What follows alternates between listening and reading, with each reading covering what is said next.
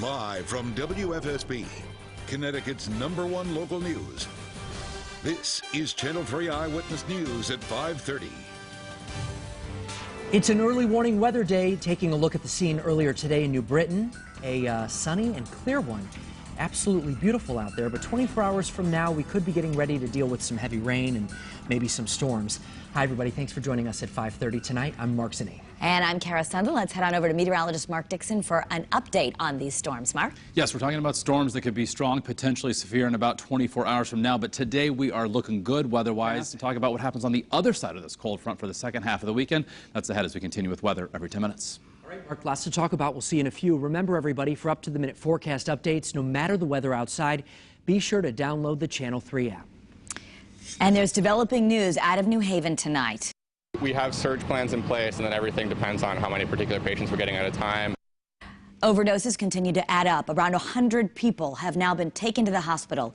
Police say they have arrested 2 known K2 drug dealers, one who they believe was passing out the toxic drug yesterday to unsuspecting users. Now, thankfully, no one has died. And that's in part a credit to the response of the emergency workers. Channel 3 Eyewitness News reporter David McKay joins us now with continuing team coverage live from the Green, where they're continuing to work hard tonight. David. Live in New Haven, David McKay, Channel 3 Eyewitness News. Okay, David, thank you very much. Also new tonight at 5:30, workers from Eversource left the office to team up with Habitat for Humanity. They're building a home, but it's not just any home. It'll be Habitat's first net zero energy home right here in Connecticut. And Channel 3 Eyewitness News reporter Jennifer Lee found out exactly what that means. Still ahead for you tonight, working a deal. A man accused in a massive sex trafficking ring is looking now to avoid decades behind bars. Next weekend is a landmark event and another step towards the revitalization of Springfield. Plus, the big day is almost here, which means the city of Springfield is paying close attention to security for the grand opening of the new MGM casino. And coming up tonight at 6, the Republicans and Democrats are all set. But what about the independents running for governor? We will talk with one of them who says his plan is different. New developments tonight in the case of a man accused of running a sex trafficking ring for decades.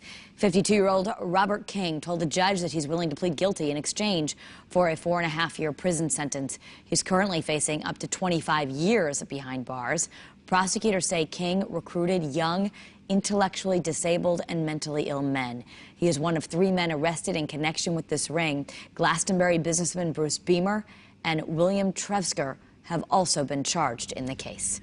We are less than a week away now from the grand opening of the new MGM Springfield. They are expecting 20,000 guests on opening day, so the focus will be on keeping everyone safe. Several streets will be blocked off, and police officers will be on hand as well, as you can imagine.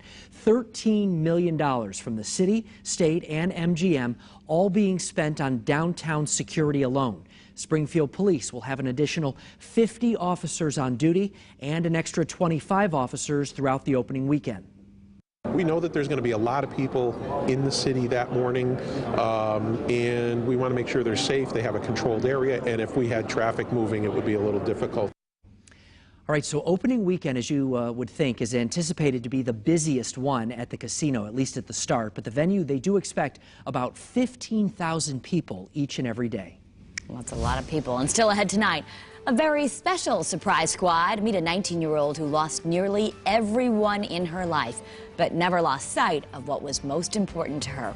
Plus, remembering the Queen of Soul, we are talking with the hosts of People Now with a closer look at Aretha Franklin's music and legacy. And while we are enjoying a warm but otherwise dry evening across Connecticut, big changes are in store as we head toward the weekend. Not 1 but 2 rounds of storms possible. The very latest ahead on the early warning forecast when Eyewitness News at 5:30 continues.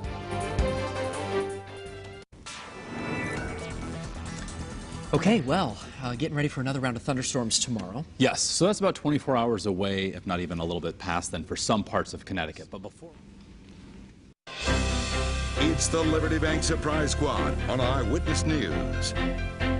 Just days after saying goodbye to her father, the Liberty Bank Surprise Squad showed up at a woman's job to try and cheer her up. The 19-year-old also lost both of her parents in the past 3 years. But as you're about to see, it's evidence that this young woman is certainly wise beyond her years. Here's Channel 3's Nicole Nalepa. Oh, we were so excited. That's some good advice there. Young woman wise beyond her years. So we continue to remember the Queen of Soul. Aretha Franklin died of pancreatic cancer this morning. She was surrounded by family and loved ones at her home in Detroit. Now today, fans are paying tribute to the songstress, turning her Hollywood star into a memorial.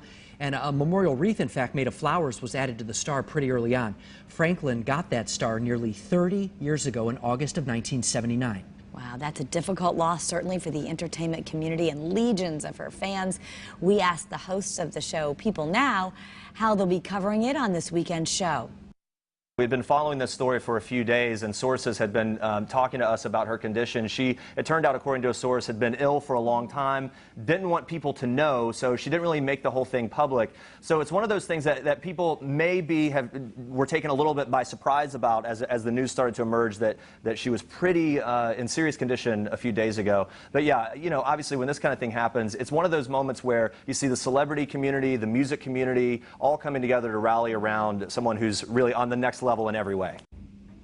Surely there's going to be a lot of coverage about Aretha Franklin, but you can set your DVR because People Now airs Sunday mornings or very late Saturday night, depending on how you like to consider it, at 2:30 a.m.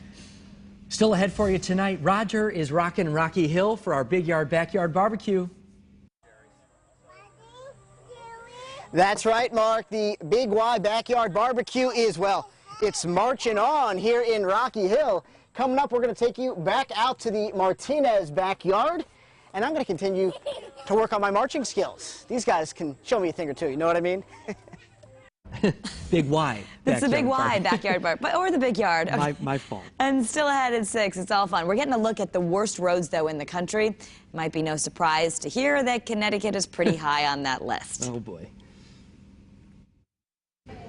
Welcome back, everybody. You have to stop what you're doing and take a look at this scene out of Manchester earlier today. A very special birthday party for the guest of honor. Amelia Mealy celebrated her 105th birthday today at the White Oaks Retirement Living Center in Manchester. Look at how spry she is. As you can see, everyone, including Amelia, was having a good old time, all in honor of this very special lady. I can't believe this. I think it's a dream. With, you know, with all the problems you have in life, how do you survive them? I guess you have faith that keeps you going. Very sweet. Very sweet. Some good advice there. She's enjoying her glass of wine. Earlier, we saw her dancing. That's the secret to life right there. From all of us here at Channel 3, happy 105th birthday, Amelia. Very nice. Fellow red wine drinker. Very nice. And great weather, a hot day to celebrate her birthday. And as we check out the tropics, things aren't too hot across the Gulf of Mexico, the Caribbean, or the Atlantic Basin. We have what's left of Ernesto spinning up across the northern Atlantic. No threat to any landmass. Back here in Connecticut, setting the stage overnight for just warm and muggy conditions. Upper 60s and low 70s as you wake up on your Friday. And while tomorrow morning will be dry, by this time tomorrow, thunderstorms will be making their way through the state. They could be strong to severe. That's just the beginning of what will be an unsettled weekend, at least part of it. Bruce will have the very latest ahead on Eyewitness News at 6. Alrighty, thank you, Mark. Well, it is that time once again for our Big Y Backyard Barbecue. And Roger Susannon is taking the reins today. He's joining us live in Rocky Hill. Hi, Roger. Back to you guys. All right, Roger, perhaps you can help him out with some babysitting down the road. That's our time tonight at 5:30. I'll see you back here at 11 o'clock with Bruce. The news at 6 starts right now.